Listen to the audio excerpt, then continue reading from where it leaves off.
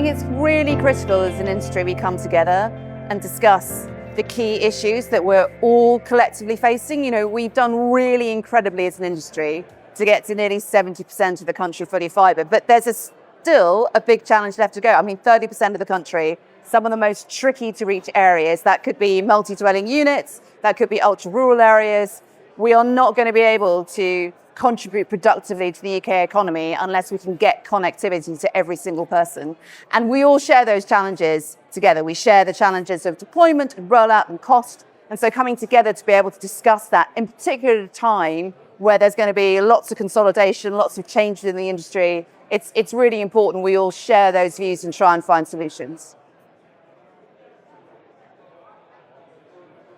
So there aren't that many forums where you do allow a cross-section of the industry to come together. And ISPA is so important because it brings together the retailers as well as the network operators. And you probably have the broadest range of companies operating in the sector, which is great because it gives you very different perspectives. And I think you need to ensure you're understanding all the challenges across telecoms to really deliver great products and great service. You need to be absolutely hearing the voice of the consumer. There was a great panel earlier on sort of talking about take-up and customer challenges, but that all then translates to what the builders need to do and how they're trying to supply the UK and supply customers at the same time. So it's great you get that diversity of views at ISPA.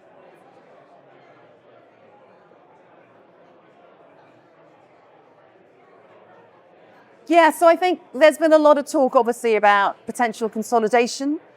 We've been talking about that, quite frankly, for years, but I think we're right on the edge of starting to see some consolidations. There was lots of conversations about what good consolidation looks like. I think some differences of opinion.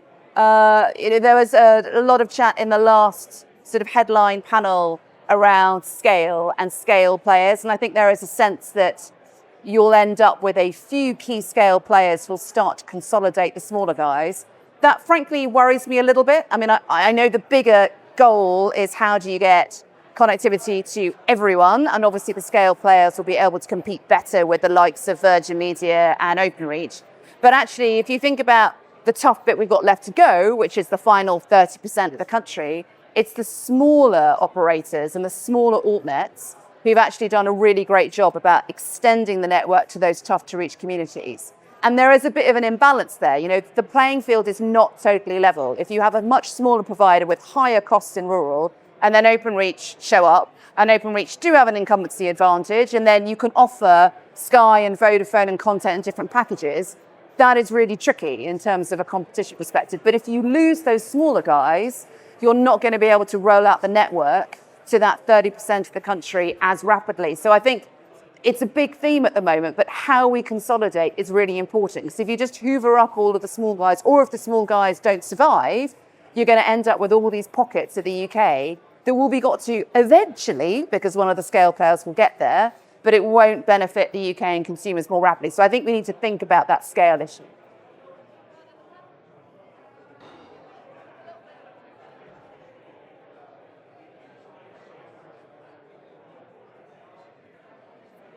Yeah, I think the most critical thing in any comms role, I mean, it's not just telecoms, but you have to be absolutely authentic and honest in how you communicate.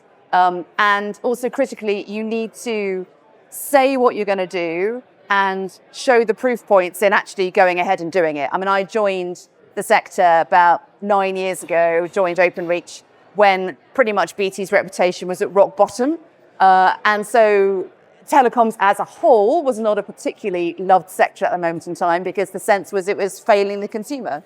And I think the industry as a whole, including BT and Openreach, have transformed that reputation. That is by saying that you're going to give the best possible products and service to the customer and following through on that promise. You've seen the amount of investment that's gone into the sector over the last 10 years, and that is delivering real results. So I think you have to actually walk the walk. You know, it's not about the comms messaging. That has to be absolutely backed up by delivery, and I think that's what the sector's done really successfully.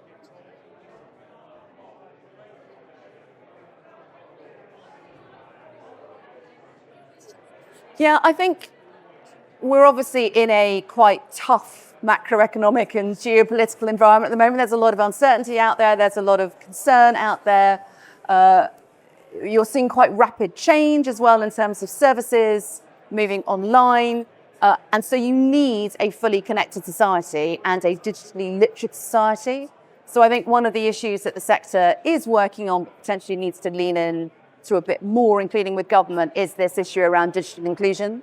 And I don't think it's just how do you get a sort of more elderly cohort online. That is still important, but it is about equality of access. And even when you potentially have connectivity available to people, can they access those services? Do they have the skills to be able to access the services? Because there is no point in building the network unless people are consuming the network. That's good for all of us because it means we've got people on the platform and we can build more. But actually, once they're on the network, they need to use the network. So I think the next phase is moving away a bit from the infrastructure and thinking much more about the digital skills you need to equip people with to make the most of the network we've built.